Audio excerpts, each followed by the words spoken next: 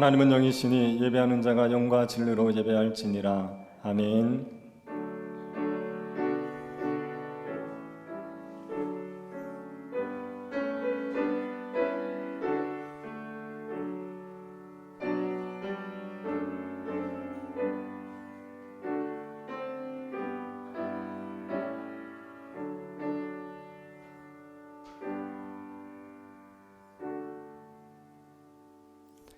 하나님 아버지, 주의 은혜의 보좌 앞으로 우리를 불러주셔서 감사를 드립니다. 주만을 피난처와 방패로 삼고 하나님을 예배하는 저희들에게 은혜를 베풀어 주옵소서. 구원과 영광과 능력의 하나님께서 우리 가운데 역사하셔서 우리의 심령을 새롭게 하여 주옵소서. 주를 경외하는 마음을 허락하여 주셔서 주의 백성답게 살아갈 수 있도록 은혜 내리워 주옵소서. 거룩하신 예수님 이름으로 기도드립니다. 아멘. 찬송가 20장 찬양하겠습니다.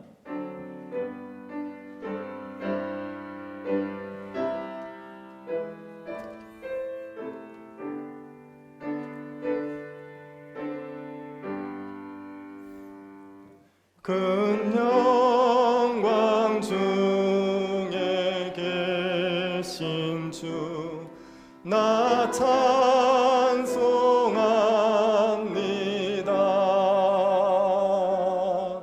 영원히 계신 주 이름 나 찬송합니다.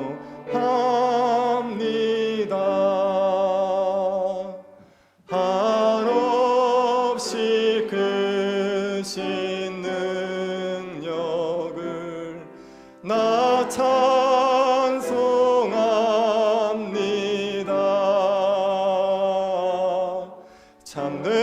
참되고 미쁜 그 언약 나 찬송합니다.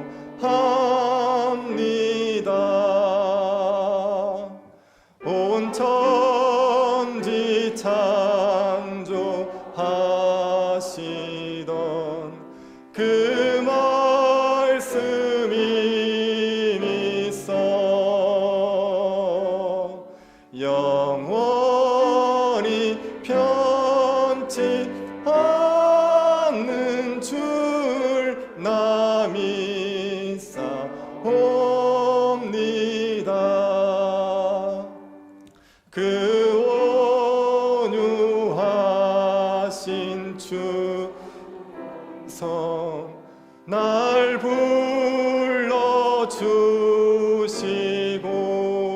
불러주시고 그 품에 품어 주시니 나 찬송합니다.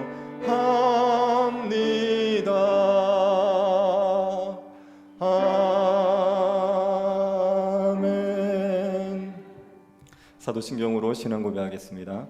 전능하사 천지를 만드신 하나님 아버지를 내가 믿사오며 그 외아들 우리 주 예수 그리스도를 믿사오니 이는 성령으로 잉태하사 동정녀 마리아에게 나시고 본디오 빌라도에게 고난을 받으사 십자가에 못 박혀 죽으시고 장사한 지 4일 만에 죽은 자 가운데서 다시 살아나시며 하늘에 오르사 전능하신 하나님 우편에 앉아 계시다가 주리로서 산자와 죽은 자를 심판하러 오시리라. 성령을 믿사오며 거룩한 공예와 성도가 서로 교통하는 것과 죄를 사하여 주시는 것과 몸이 다시 사는 것과 영원히 사는 것을 믿사옵나이다. 아멘. 양춘모 장로님 예배를 위해서 기도하시겠습니다.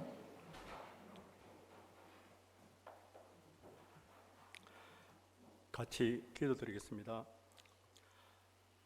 하나님의 영광을 위하여 하나님을 찬송하도록 하기 위하여 하나님의 아름다운 덕을 선포하도록 하기 위하여 예수님의 십자가 보혈로 우리를 구원하셔서 하나님 자녀 삼으시고 복음의 제사장 사명을 주신 하나님을 찬양합니다. 영과 진리의 예배를 받으시기를 원하시는 하나님 아버지, 신령과 진정으로 예배를 드리기보다 형식적이고 의무적으로 예배에 더 많이 임했던 것을 회개하오니 우리의 죄를 용서하여 주시옵소서. 마음이 가난하고 통회하며 말씀에 떠는 자들을 돌아보시는 하나님, 이 시간 겸손히 진심으로 통회하며 말씀을 사모하오니 우리의 예배를 받으시옵소서. 사슴이 시냇물을 찾듯이 우리가 하나님을 갈망하오니 이 시간 우리에게 하시고자 하는 말씀을 하시옵소서. 우리가 순종하며 듣기를 원합니다. 하나님과 동행의 삶을 원하오니 질책의 말씀도 달게 받겠습니다. 항상 하나님을 내 앞에 모심으로 내 혼은 기쁘고 내 영은 즐겁고 내 육체는 안전하게 간다는 다윗의 고백이 우리의 간증이 되게 하여 주시옵소서. 보이는 성전은 거창하고 화려하게 건축하였지만 내면의 성전은 초라한 솔로몬이 아니라 비록 교회 건물은 누추하나 마음의 성전은 성령님의 임재와 통치를 받기 원하오니 우리들의 마음을 주장하여 주시옵소서. 예배가 우선이냐 방역이 우선이냐는 논쟁으로 목회자가 서로 반목하고 교회가 서로 반목하는 이상한 시대입니다. 혼란스럽고 요란스럽고 어지러운 세상이지만 우리는 항상 영안의 눈으로 모든 것을 볼 수 있는 믿음을 주시옵소서. 일찍 죽임을 당하사 사람들을 자기 피로 사서 하나님께 드리시고 하늘 보좌에 자정하신 예수님을 이 시간 바라봅니다.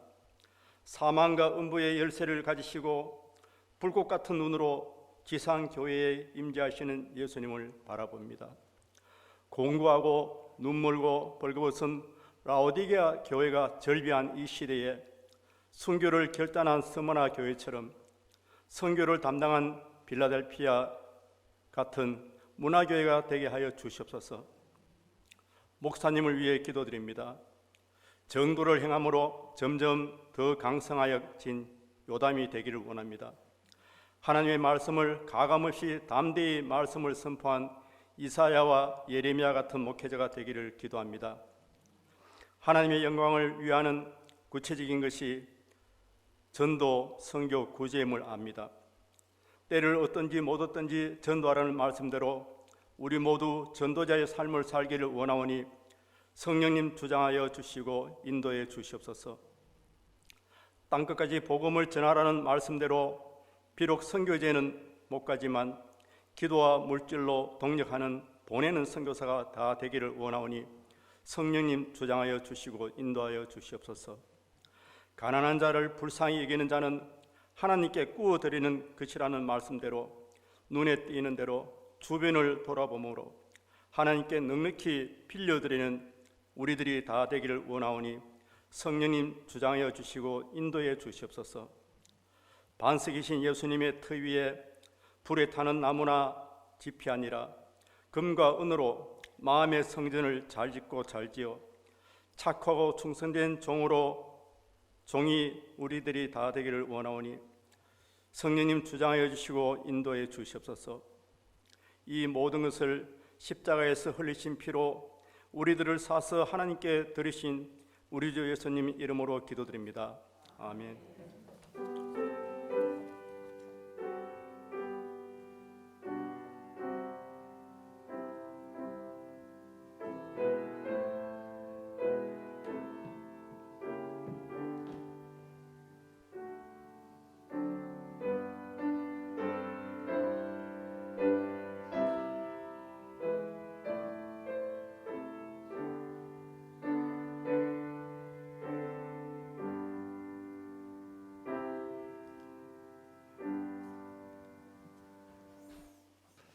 말씀을 보겠습니다. 마가복음 6장 30절부터 44절 말씀입니다. 마가복음 6장 30절부터 44절 말씀입니다.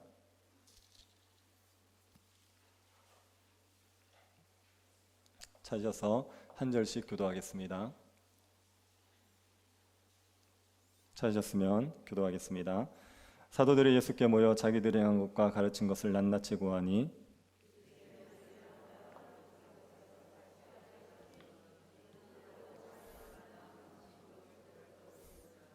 이에 배를 타고 따로 한적한 곳에 갈새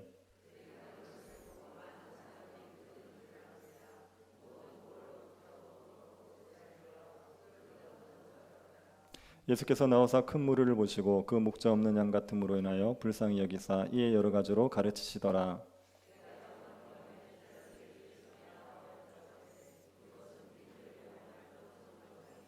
무리를 보내어 두루 촌과 마을로 가서 무엇을 사 먹게 하옵소서.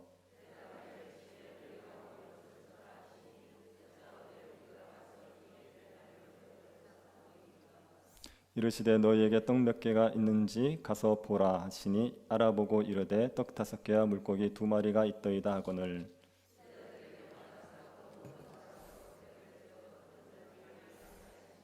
때로 100명씩 또는 50명씩 앉은지라.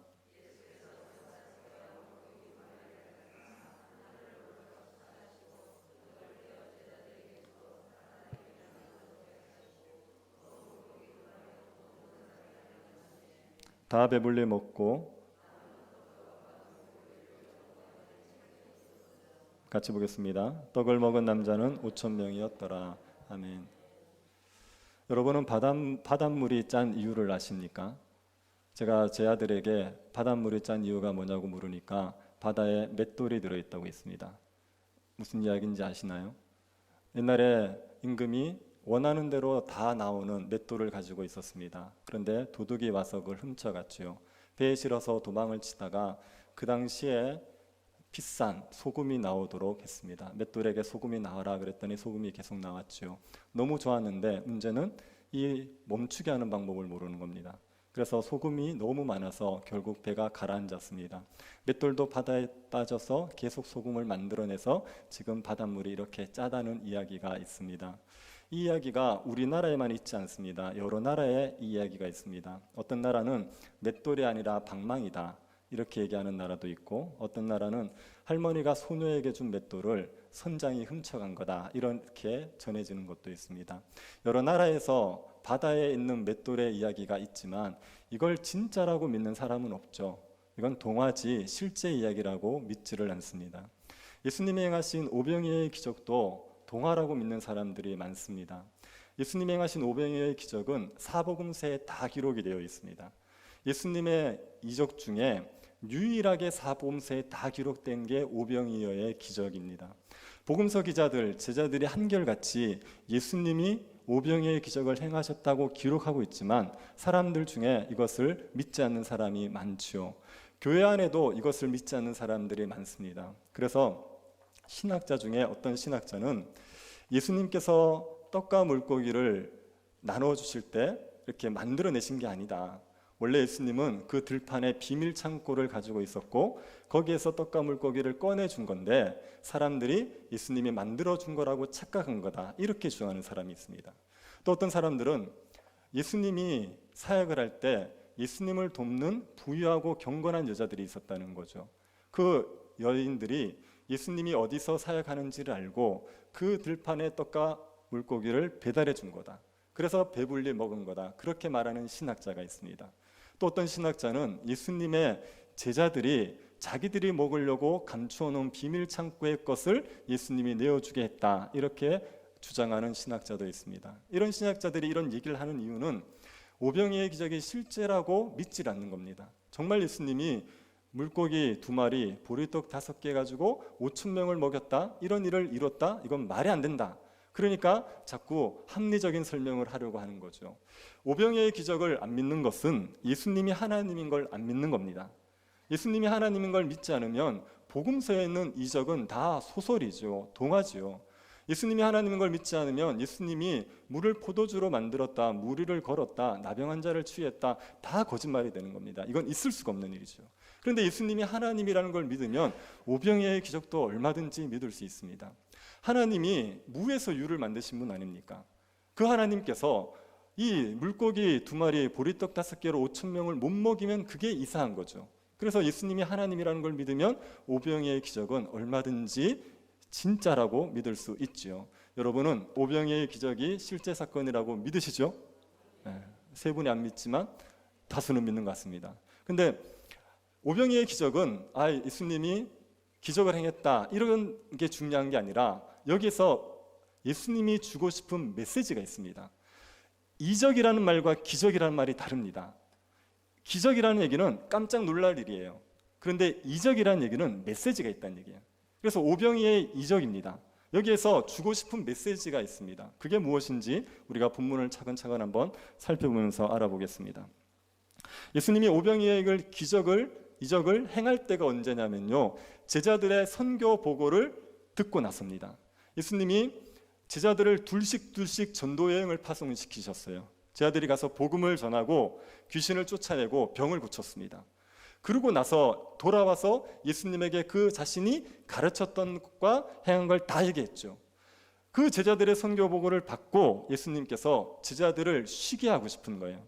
제자들은 지금 밥 먹을 겨를도 없이도 계속 사역하고 있습니다. 예수님에게 무리들이 계속 몰려드니까. 그래서 제자들에게 한적한 곳에 가자, 그리고 배를 타고 이동을 하려고 그랬죠. 예수님은 사역에서 쉼과 사역의 균형을 아시는 분이에요.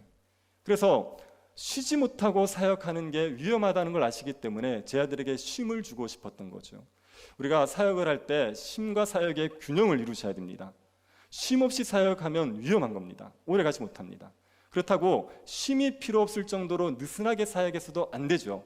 너무 잘 쉬어서 포동포동하면 너무 느슨하게 사는 겁니다. 그런데 두 가지의 균형을 잘 맞춰야 되죠. 예수님이 이 균형을 잘 아세요. 그래서 제자들에게 쉼을 주기 위해서 한적한 곳에 가자, 그리고 배를 타고 가셨습니다.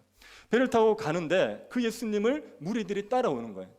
예수님이 배를 타고 가는 걸 보고 무리들은 도보로 예수님을 따라갔습니다. 근데 예수님이 어디 가는지를 밝히지도 않았지만 배의 방향만 보고도 어디 가실 걸 예측하고 예수님의 배보다 무리들이 먼저 도착했어요. 수많은 사람들이 예수님을 기다리고 있었습니다. 지금 제자들을 데리고 뭐하러 가셨습니까? 쉬러 가셨죠. 그런데 이 무리들 때문에 쉼이 방해가 됐습니다. 사역을 하는데 너무 지쳐서 쉬러 갔는데 누군가 방해를 해보십시오. 그러면 짜증이 일어나지 않겠습니까? 근데 예수님과 제자들이 조금도 그런 기색이 없어요. 그리고 예수님께서 이들을 돌보십니다. 그 이유가 무엇이라고 말합니까? 34절 한번 보시겠습니까? 예수께서 나오사 큰 무리를 보시고 그 목자 없는 양 같음으로 인하여 불쌍히 여기사 이에 여러 가지로 가르치시더라. 예수님이 보시니까 이 무리들이 목자 없는 양 같았습니다. 목자 없이 양같이 유리방황하는 그런 자들처럼 불쌍히 보이셨습니다. 목자 없는 양이라는 양은 어떤 삶을 살겠습니까? 목자는 양에게 먹을 것을 제공해 주고요, 보호를 해주고 인도를 해줍니다. 풀밭으로 데려가서 먹여주기도 하고 맹수나 도적으로부터 보호도 해주고 길을 잃으면 길을 안내도 해주고, 이런 게 목자의 역할입니다. 그래서 좋은 목자를 만나면요, 양들은 푸른 초장에 누워요. 이게 양을 쳐보신 분들은 양을 눕히는 게 얼마나 어려운 일이라는 걸 안답니다. 양을 눕히려면 4가지 조건이 맞아야 돼요. 첫 번째는 뭐냐면 양들이 배가 불러야 됩니다. 양도 소처럼 되새김질하지 않습니까? 실컷 먹고 누워서 되새김질하는 거예요. 그래서 양은 배가 고프면 눕질 않습니다. 실컷 먹어야 눕는 겁니다. 두 번째는 외부에 적이 없어야 돼요. 양들이 시력이 되게 약합니다. 그런데 청력이 강해요. 작은 소리에도 깜짝깜짝 놀래요. 그래서 맹수가 주변에 있으면 양들은 누워있지를 못합니다. 세 번째는 내부에 적이 없어야 돼요. 양들도 서열이 있답니다. 그래서 서열 싸움이 일어나서 서로 머리를 들이받고 싸우는 경우가 있어요. 한두 마리가 그렇게 싸우면 전체가 못 누워 있는 거예요. 그래서 내부에 적이 없어야 됩니다. 내부에 불멸이 없어야 돼요. 그리고 네 번째가 파리나 기생충이 없어야 된답니다. 양들을 괴롭히는 게 파리들이래요. 파리들이 달라붙어서 너무 괴롭게 하고 찐득이 같은 기생충들이 양들을 자지 못하게 한답니다. 그래서 이게 없어야 돼요. 그러니 목자가 양을 푸른 풀밭에 눕히려면 양들에게 실컷 먹을 수 있도록 풀밭을 만들어줘야 됩니다. 양을 키우는 건조한 지역에서는 푸른 풀밭이 저절로 생기는 법이 없습니다. 목자가 수고해야 만들어줘야 돼요.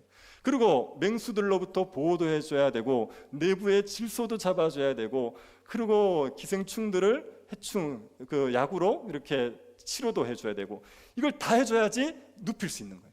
그래서 좋은 목자를 만나면요, 양들은 푸른 풀밭에 누워서 자는 겁니다. 그런데 목자를 잘못 만나면, 목자가 없으면, 그러면 양들의 삶은 고단하죠. 양들의 삶은 굉장히 피폐한 삶을 살게 되어 있습니다. 예수님을 따라온 무리들이 목자 없는 양 같았다 그랬습니다. 이들의 삶이 굉장히 고달팠어요. 보네퍼 목사님이 목자 없는 사람들의 삶을 이렇게 정의했습니다. 질문은 있으나 대답은 없고, 근심은 있으나 위로가 없고, 양심의 고뇌는 있으나 구출이 없고, 눈물이 있으나 위로가 없고, 죄가 있으나 죄사함이 없다. 질문이 있는데 답이 없습니다. 눈물이 있는데 위로가 없습니다. 이게 얼마나 괴롭겠습니까? 그 무리들이 그렇게 목자 없는 양 같은 삶을 살았습니다. 그런데 여러분, 그 당시에 그 이스라엘 사람들에게 종교 지도자가 없었습니까? 정치 지도자가 없었습니까? 제사장들, 서기관들이 그들의 종교 지도자로 있었습니다. 헤롯 왕이 정치 지도자로 있었습니다. 그런데 이들이 하나님이 세우신 목자로 역할을 못한 거예요. 안 한 거죠. 이 백성들은 질문이 있어요. 그런데 대답을 못 해주는 겁니다. 자신의 삶에 얼마나 죄책감이 많습니까? 죄의 문제를 해결하고 싶어서 물어보지만 여기에다 명확한 해답을 주지를 못하는 거예요. 그 당시 종교 지도자들이 하는 일이 뭡니까? 죄인이라고 정죄해버리는 거예요. 너희들 죄인이라 상종을 안 해버리는 겁니다. 그들은 그 영적으로 공고하고 고통받는 그들에게 답을 주지 못하는 거예요. 영혼의 안식을 주지 못하는 겁니다. 종교 지도자로 헤롯 왕이 있었습니다. 헤롯 왕 무슨 짓을 했습니까? 세례 요한을 못 베어 죽였죠. 자기 딸의 그 춤값으로 그 의로운 선자를 못 베어 죽였지 않습니까? 정치 지도자로서 백성들을 먹이고 눈물을 씻어줘야 되는데 그 일을 안 하는 거예요. 그 일을 하지 않고 오히려 백성들의 피눈물을 나게 만들고 있는 겁니다. 그 당시에 하나님이 목자라고 세워준 자들이 있었지만 그들이 제 역할을 못한 거예요. 안 한 겁니다. 그 당시 지도자들은 에스겔 선지자가 경고했던, 또 책망했던 그런 목자처럼 되어버리고 말았습니다. 에스겔서 34장 2절 3절 한번 보시겠습니까? 인자야, 너는 이스라엘 목자들에게 예언하라. 그들 곧 목자들에게 예언하여 이르기를 주 여호와께서 이같이 말씀하시되 자기만 먹는 이스라엘 목자들은 화 있을진저 목자들이 양떼를 먹이는 것이 마땅하지 아니하냐. 너희가 살찐 양을 잡아 그 기름을 먹으며 그 털을 입되 양떼는 먹이지 아니하는 도다. 에스겔 선지자가 그 당시 이스라엘 목자들을 자기만 먹는 목자다 이렇게 얘기했습니다. 양을 먹여야 되는데 양을 먹어요. 양을 잡아다가 먹으면서 그 기름으로 배를 채우고 양털로 자기 옷을 만들어 있습니다. 양을 돌보고 먹일 줄은 모르고 양을 먹을 줄만 아는 거예요. 그렇게 자기만 먹는 이스라엘 목자 같이 예수님 당시에 종교 지도자들, 정치 지도자들이 백성들을 돌보지 않고 자기만 먹는 목자처럼 산 겁니다. 그러니 그 많은 무리들이 목자 없는 양같이 유리방황을 하는 겁니다. 이들이 얼마나 갈급했는지를 보려면 예수님을 어떻게 따라왔는지를 보시면 알아요. 이들이 예수님 어떻게 따라왔습니까? 예수님 배 타고 가는데 이 무리들은 걸어서 오지 않았습니까? 배가 빠릅니까? 걷는 게 빠릅니까? 듣고는 계시죠? 배가 빠릅니까? 걷는 게 빠릅니까? 배가 빠르죠. 그런데 무리들이 먼저 도착했어요.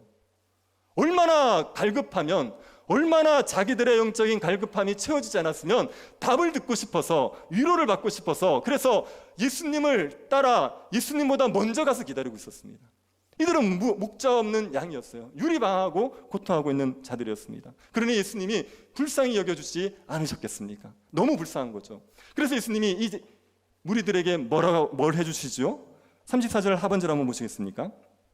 불쌍히 여기사 이에 여러 가지로 가르치시더라. 무리들을 불쌍히 여기셨어요. 그래서 가르침을 주셨습니다. 가르침을 준다는 얘기는요, 영적으로 먹여준다는 얘기예요. 지금 영혼이 굶주려 있으니까 그들에게 영적으로 해결할 수 있도록, 그들이 그 죄의 고통에서 벗어날 수 있도록, 평강을 누릴 수 있도록 영적으로 배불리 먹여주는 게 가르치는 겁니다. 예수님이 먼저 영적으로 먹여주셨어요. 그 다음에 육적으로도 먹여주시는 겁니다. 예수님이 가르치는 동안 날이 저물었죠. 해가 저녁 때가 되었습니다. 제자들이 뭐라 그러냐면 무리들을 보내어서 먹을 걸 사 먹게 하십시오. 그때 예수님이 너희가 먹을 걸 줘라 이렇게 얘기해요. 그 말을 듣고 제자들이 당황하지 않습니까? 제자들이 지금 들판에서 어디에서 먹을 걸 구하겠습니까? 그래서 예수님에게 할 수 없다고 얘기합니다. 뭐 보시겠습니까? 37절 하반절 보십시오. 우리가 가서 200데나리온의 돛을 사다 먹이리까? 제자들이 예수님이 너희가 먹을 것을 줘라 그러니까 못하겠다고 두 가지 이유를 제시하는 거예요. 첫 번째는 돈이 없습니다. 이 많은 무리를 먹이려면 200데나리온의 떡이 필요한데 200데나리온의 돈이 어디 있습니까? 이게 노동자 200일치의 임금인데 돈이 없습니다. 두 번째는 떡을 구할 수 없습니다. 들판인데 어디서 이 많은 사람이 먹을 떡을 사겠습니까? 돈이 있어도 떡을 못 삽니다. 그래서 돈이 없고 떡이 없어서 못 먹입니다. 이렇게 얘기한 거죠. 제 아들에게 예수님에 대한 믿음이 있었으면 예수님이 너희가 줘라 이렇게 얘기하면 예수님에게 어떻게 할지를 물었지 않겠습니까? 우리는 할 수 없지만 주님 무슨 방법이 있습니까? 저희가 어떻게 하기를 원하겠습니까? 이렇게 물었겠죠. 근데 제 아들은 그런 믿음이 없는 거예요. 안 된다는 거예요. 무조건 안 된다는 거예요. 그때 예수님께서 묻습니다. 너희에게 38절 한번 보십시오. 이르시되 너희에게 떡 몇 개나 있는지 가서 보라 하시니 너희들에게 떡이 얼마나 있느냐 찾아가라. 제 아들이 찾았죠. 그랬더니 떡 5개, 물고기 2마리 이게 있는 거예요. 이게 있다고 이걸 가지고 왔습니다. 예수님께서 그 떡과 물고기에 축복하세요. 예수님께서 그 떡과 물고기에 축복을 하시고 나서 제 아들에게 주고 떼어 나눠줘라. 무리들을 다 앉혀서 푸른 잔디에 50명씩 100명씩 앉혀놓고 제 아들이 나눠주는 거예요. 나눠줬더니만 그 사람들을 다 먹이고도 12바구니가 남았습니다. 예수님께서 이들을 말씀으로 먹인 건 영적으로 먹여준 거면 지금 육적으로 먹이고 계시는 거예요. 그들이 육적으로도 배부르게 먹여주시는 겁니다. 예수님께서 이렇게 영적으로 육적으로 먹이는 일을 하셨어요. 이거는 뭘 보여주기 위한 겁니까? 예수님이 목자 없는 양들의 참된 목자가 된다는 걸 보여주기 위한 거예요. 지금 목자가 없어서 유리방하고 있는 그 무리들, 그 시대의 사람들, 이 땅의 사람들에게 예수님이 참된 목자가 되신다는 것을 보여주시는 겁니다. 에스겔 선지자가 자기만 먹이는 목자를 책망했지 않습니까? 그러고 나서 이스라엘 백성들을 먹일 참된 목자를 보내실 거다. 하나님이 그렇게 약속을 했습니다. 에스겔 34장 23절 한번 보십시오. 내가 한 목자를 그들 위에 세워 먹이게 하리니 그는 내 종 다윗이라. 그가 그들을 먹이고 그들의 목자가 될지라. 하나님이 한 목자를 세우실 거래요. 그 목자는 다윗 같은 목자입니다. 하나님께서 이스라엘 백성들을 먹이기 위해 다윗 같은 목자를 세우고 그 목자가 이스라엘 백성들을 먹일 거라는 겁니다. 이 목자가 누굽니까? 제가 이렇게 크게 물을 때는 그냥 예수님, 하나님 둘 중에 하나 찍으시면 됩니다. 그럼 대충 맞습니다. 이 목자가 누굽니까? 예수님이에요. 예수님. 예수님께서 무리들을 가르쳤지 않습니까? 유대 문헌은 토라를 가르치는 걸 먹인다고 표현합니다. 그래서 예수님께서 말씀을 가르친 게 먹인 거예요. 예수님이 오병이의 기적을 행하셨죠? 그것도 예수님이 먹인 거예요. 이들을 영적으로 육적으로 먹여서 그 목자 없는 양들처럼 줄이고 방하는 그들에게 배부르게 만들어 주신 겁니다. 예수님께서 참된 목자가 되신다. 유리방하는 목자들, 양들에게 참된 목자가 되신다는 걸 보여주는 게 이 오병이어의 기적입니다. 여러분, 목자 없는 양들의 참된 목자가 예수님이라는 걸 믿으십시오. 예수님에게 가면 배부릅니다. 예수님에게 가면 영육간에 배부르고 살아갈 수가 있습니다. 기근에 시달릴 때, 정말 답이 없을 때 그때 예수님을 찾으셔야 돼요. 다른 걸 찾지 말고 예수님을 찾으셔야 됩니다. 제가 어떤 자살 예방 캠페인을 광고를 보는데 문구를 너무 잘 만들었어요. 그래서 제가 읽어드릴게요.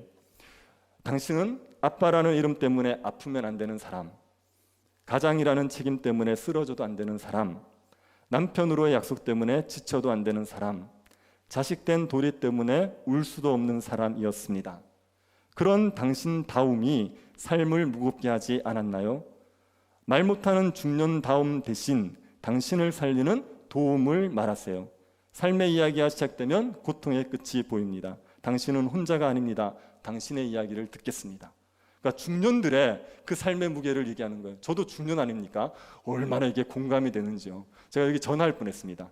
여러분 혹시 힘드신 분들 여기 전화하십시오. 1393 여기 전화하시면 됩니다. 이야기를 들어준답니다. 그런데 이런 방법으로 해결이 안 되시면요, 예수님께 의지하셔야 돼요. 사람들에게 어떤 것으로 해결 안 되면요, 세상에서 어떤 것으로도 나를 해결해 줄 수 없을 때 예수님을 찾으셔야 됩니다. 우리의 삶에 이 복잡하고 어려운 문제는요, 어떤 것으로도 해결 안 됩니다.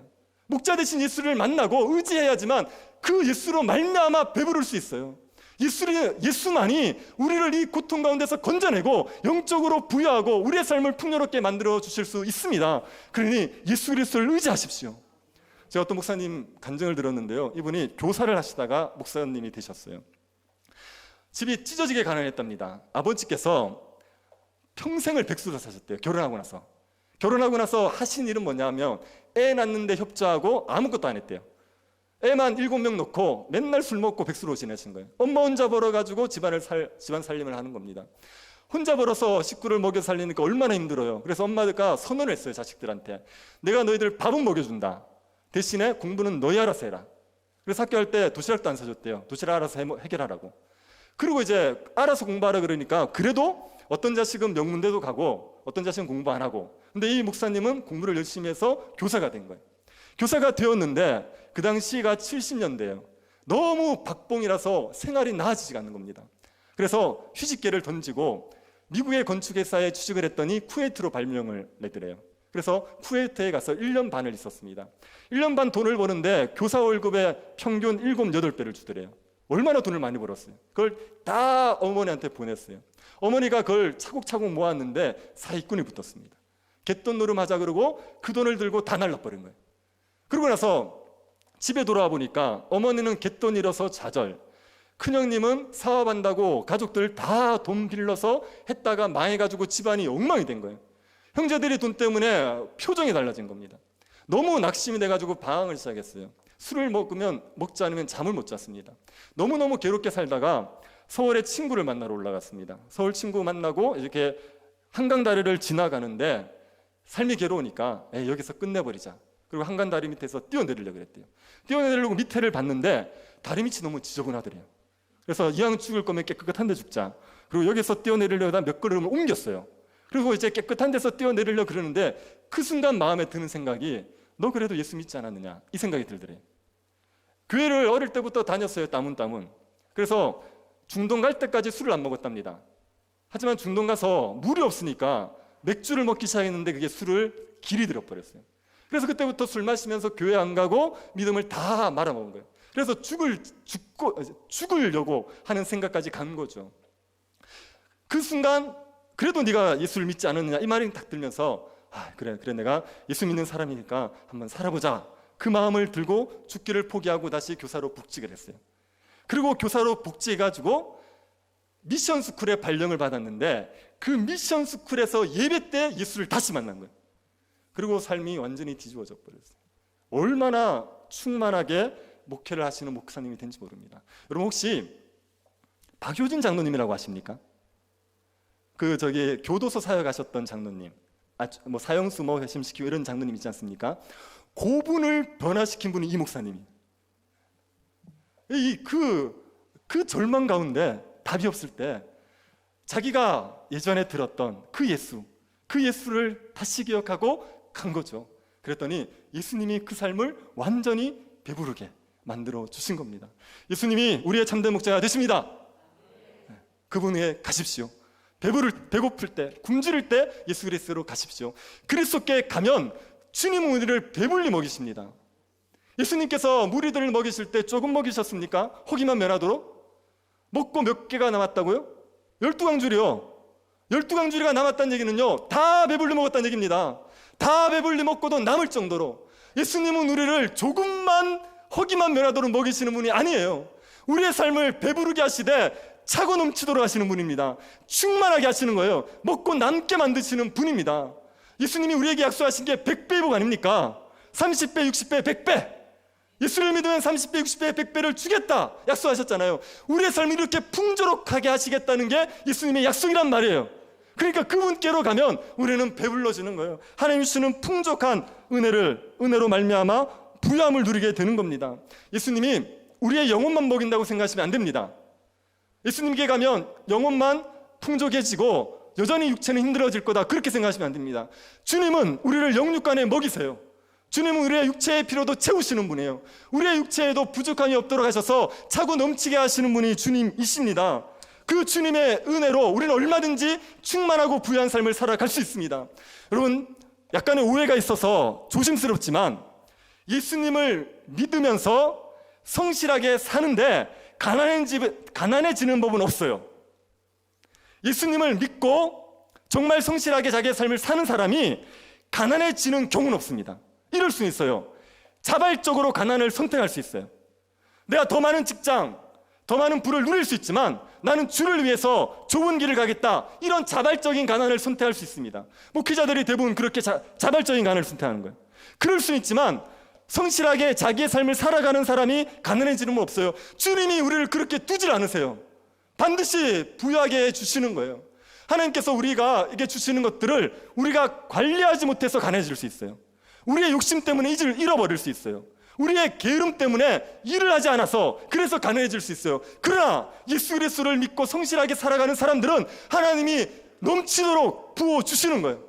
그 은혜로 다른 사람을 나누도록면서 살게 만들어 주시는 겁니다. 여러분, 혹시 여러분의 실수 때문에, 여러분의 잘못 때문에 지금 가난해져 계십니까? 지금이라도 예수 그리스도 앞에 신실하게 살아가시면 돼요. 큰 걸 꿈꾸지 마시고 정말 작은 것, 보잘것없는 것이라도 신실하게 하시면 됩니다. 룻이 나오미와 베들레헴에 돌아왔습니다. 가난한 끼니를 해결할 수 없는 상황이었죠. 그때 룻이 한 일이 뭡니까? 이삭 줍기. 베들레헴 들판에 나가서 이삭을 줍습니다. 이삭을 줍는 건요, 한 끼 양식도 해결하기 어려운 거예요. 그런데 그 이삭 죽시를 성실하게 하지 않습니까? 그랬더니 하나님이 이삭을 줬다가 보아스를 죽게 했어요. 하나님께서 부유하게 만들어 주신 거예요. 그러니 지금 여러분의 혹시 실수 아니면 다른 이유 때문에 가난해졌을지라도 지금 주울 수 있는 이삭을 성실하게 주우시면 됩니다. 그러면 하나님의 은혜 가운데 우리를 부유하게 만들어 주시는 겁니다.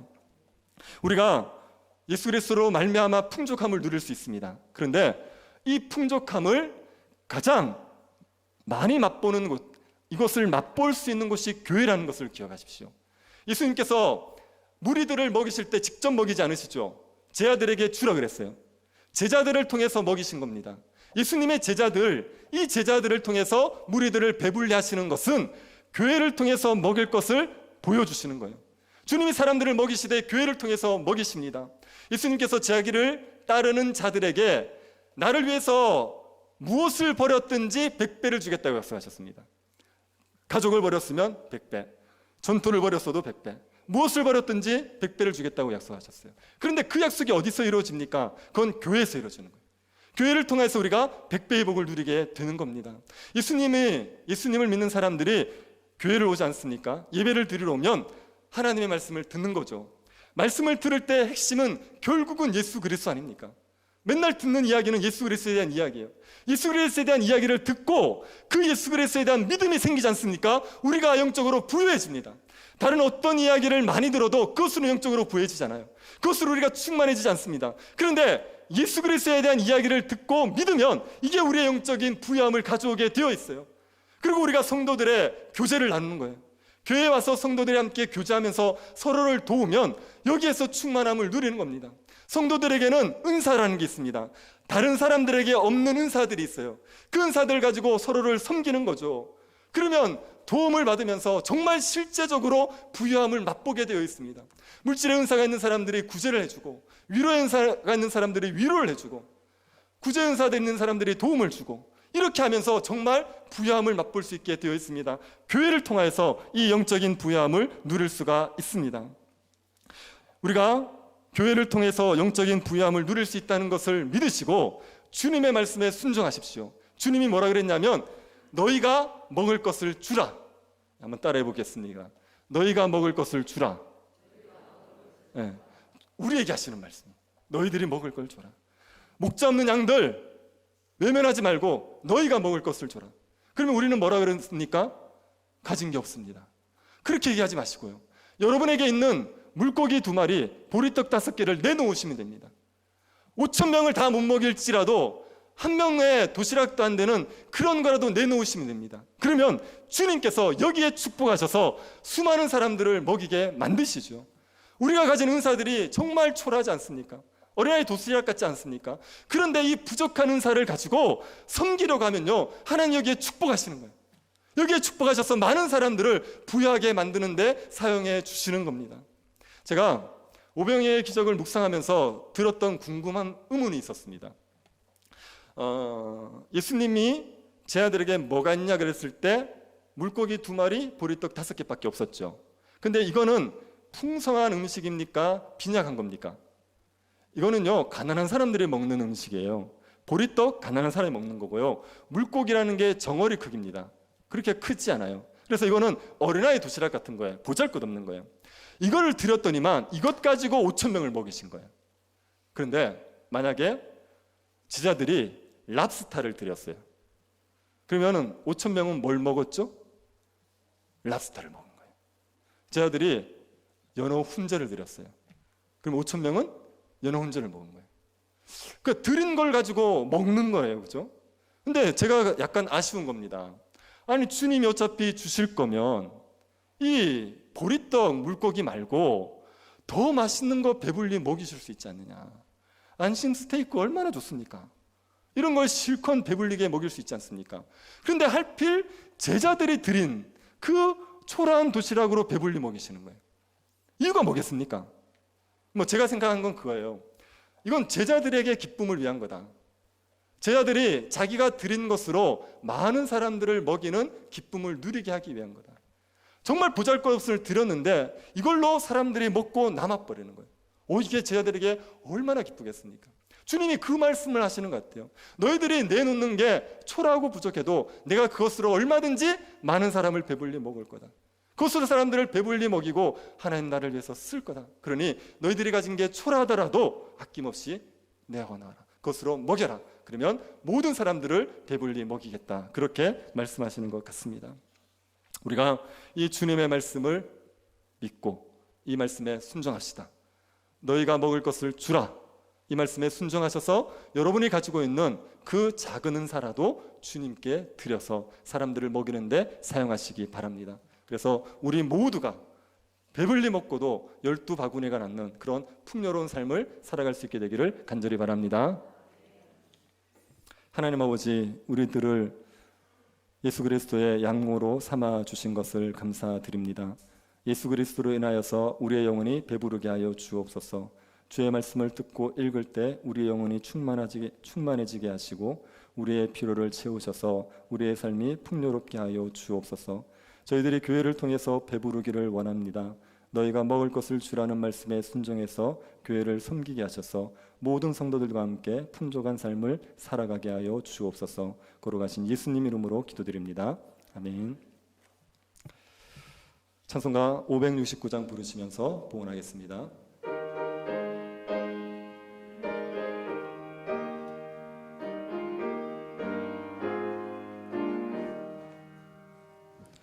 선한 목자 되신 우리 주 항상 인도하시고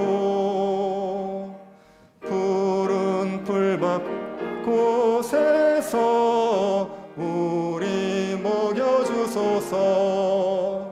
선한 목자 구세주여 항상 인도하소서. 선한 목자 구세주여 항상 인도하소서.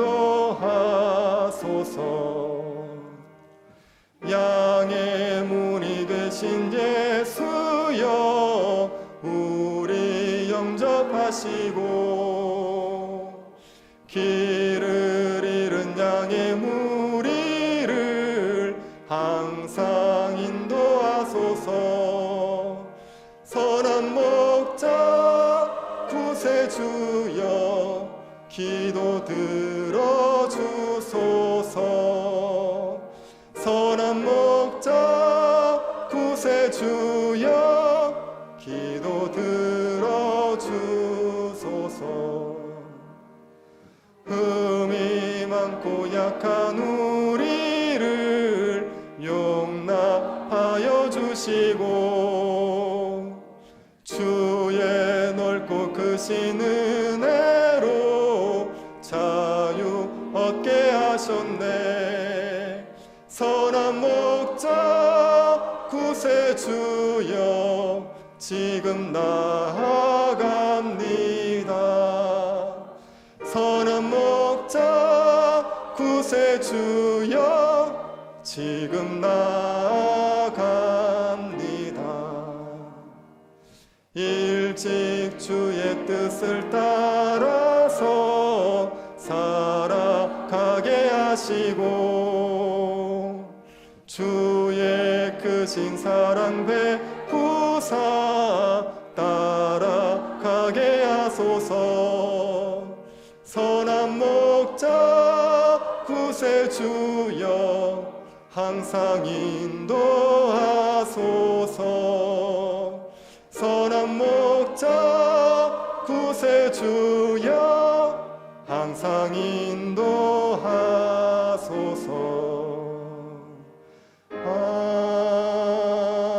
아멘. 자비하신 아버지께서 우리를 돌보아 주신 것을 감사드립니다. 일상을 살아갈 수 있음이 주의 은혜임을 고백하며 주 앞에 예물을 드리오니 기쁘게 받아 주옵소서. 우리의 쓸 것 아시고 하나님께서 우리의 모든 필요를 공급하실 줄을 믿게 하셔서 날마다 염려 없이 하나님을 신실히 섬기게 하여 주옵소서. 우리가 궁핍하길 원하지 않으신 하나님께서 모든 성도들에게 풍족히 허락하셔서 마음껏 선한 일을 하며 살아가게 하여 주옵소서. 믿음이 어린 성도들을 지켜주셔서 은혜 가운데 이 어려움이 믿음을 잃어버리는 때가 되지 않게 하시고 하나님을 더 신실히 섬기는 기회가 되게 하여 주옵소서. 걸어가신 예수님 이름으로 기도드립니다. 아멘. 장로님 나오셔서 근거하시겠습니다. 주보 6면을 보겠습니다. 새로 오신 분이나 여행 중에 오신 분들을 환영합니다. 새가족 등록을 하실 분은 교역자에게 말씀해 주시기 바랍니다. 오늘 2부 예배 후에 임시당회가 있습니다. 다음 주일은 구제주일로 지킵니다. 지금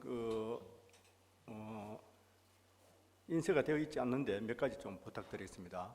예배 안내입니다. 9월 달은 1부 예배는 2, 3교구, 2부 예배는 1, 4교구입니다.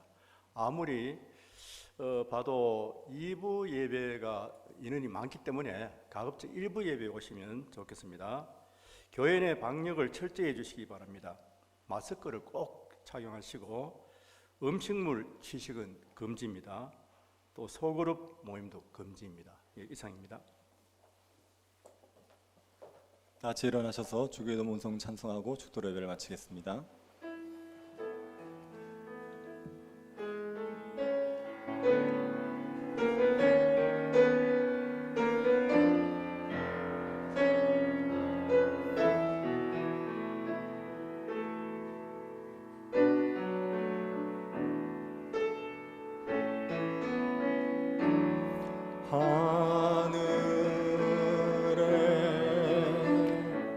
계신 아버지 이름 거룩하사 주님 나라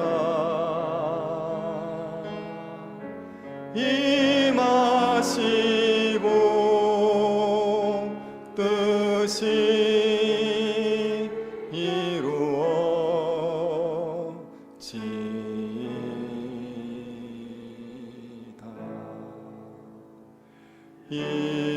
일용할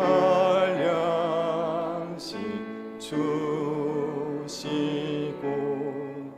우리들의 큰 죄 다 용서하옵시고 또 시험에 들게 마시고 악에서 구원하소서.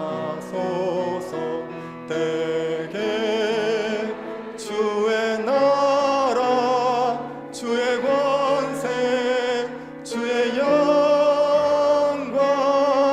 영원히